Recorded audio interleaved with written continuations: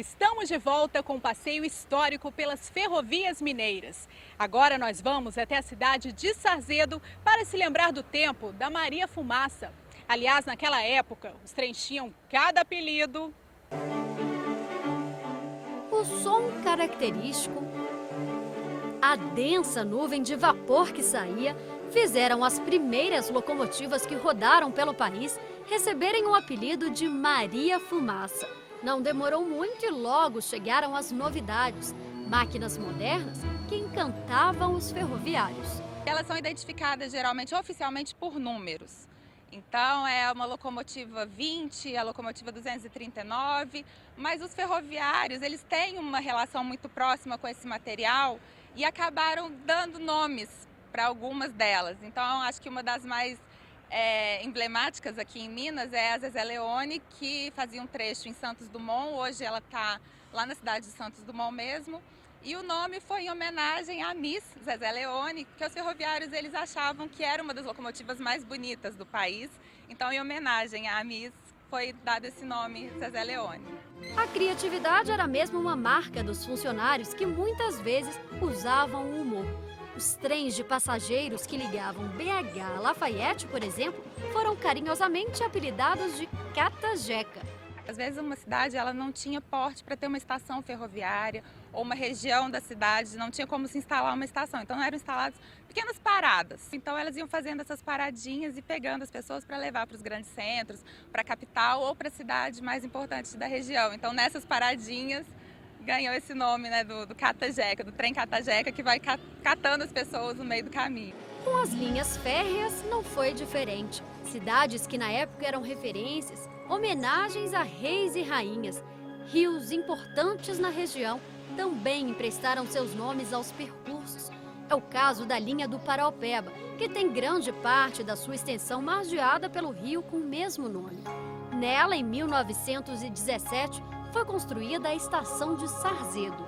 Era um povoado pacato, né? E a partir daí, a partir da chegada, né? Quando chegou o pessoal para trabalhar na estação, a cidade mudou toda. De repente, pessoas que praticavam uma atividade, principalmente a atividade agrícola, passou a exercer uma outra atividade em função da estação. A cidade dobrou de tamanho e todas as atenções ficaram voltadas para a estação. Trabalhar nela, então, um sonho para a maioria dos jovens da época, como o seu Geraldo. Ele não só conseguiu, como chegou ao cargo mais alto, chefe de estação. Eu trabalhei na Rede Ferroviária Federal 35 anos, 4 meses e 21 dias. E ia trabalhar mais.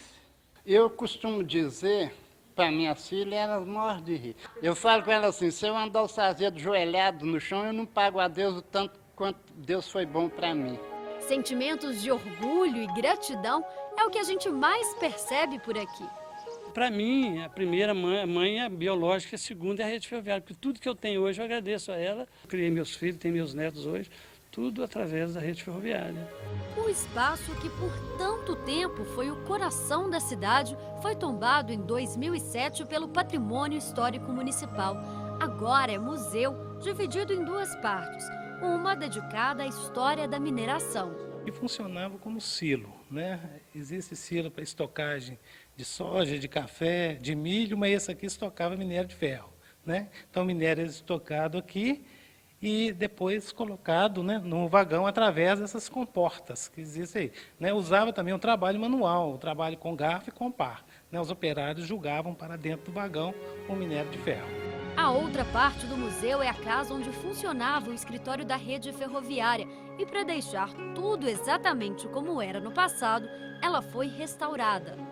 Quando iniciou o trabalho de restauro, uma das preocupações foi descobrir a pintura original, né? O restaurador, ele teve um trabalho, ele foi trabalhando a parede e descobrindo que havia pinturas, tintas sobrepostas, né?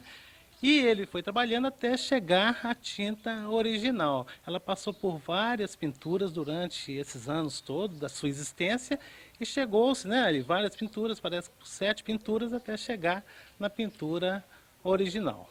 Essas inscrições bem na entrada são originais da época. Elas informavam os agentes ferroviários sobre a altitude em relação ao nível do mar e também a quilometragem, a distância daqui até a Estação de Ferro Central do Brasil, lá no Rio de Janeiro.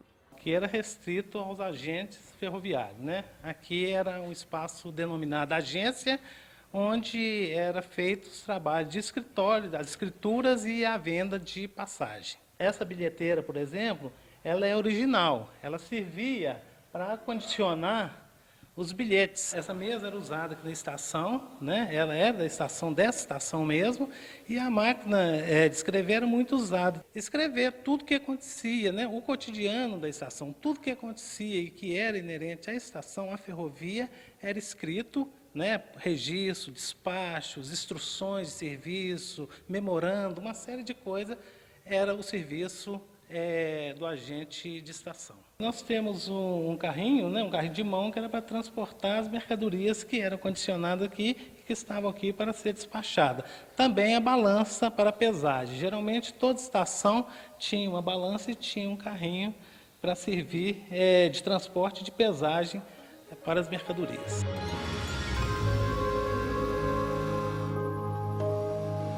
Além de escoar o minério, a linha férrea de Sarzedo também foi muito importante para o transporte de pessoas.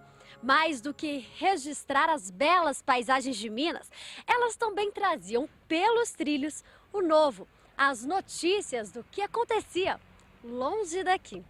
E entre tantas chegadas e partidas, o amor acontecia. E muita gente arrumou namorado.